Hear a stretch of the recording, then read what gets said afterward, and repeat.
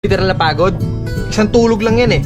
Kinabukasan, full charge ka na ulit eh, di ba? Pero yung pagkakataon na makakita o magkaroon ka ng bagong oportunidad para pasahin yung sarili mo, yung pamilya mo, hindi mo na mababalik yung pag pinalampas mo. Kasi di ba, walang may alam kung bukas nandito pa ba tayo. Kaya hanggat gumigising ka pa, sulitin mo lahat ng gising na yun. Dahil darating ang araw na hindi mo na magagawa yun. Nasa sayo eh, kung ano pipiliin mo, uubusin mo yung lakas mo sa kakatunganga sa bahay, o uubusin mo yung lakas mo sa mga makabuluhang bagay. Huwag ka mag-alala kasi kahit saan dyan, may mararating ka. Alam mo na yun. Hindi, ganito kasi yan. Dahil lang alam mong matagal at mapapagod ka, hindi ka natutuloy. Tsong wala kang mararating kung hindi mo pipihitin yung susi sa loob ng ulo mo. Gaano man kataas ang pangarap mo sa buhay, huwag kang matatakot sa pagod at sakripisyo dahil parte yun eh. Hindi ka makakakain ng kanin kung hindi mo sasaingin. Hindi ka makakakain ng ulam kung hindi mo lulutuin. Lahat ng bagay kailangan kilusan mo muna sa umpisa. Hindi tatakbo ang sasakyan kung hindi mo sususian. Kung hindi mo lalagyan ng gasolina, hindi yung tatakbo sa kung saan mo siyang direksyon dapat dalhin. Kailangan kumilos ka.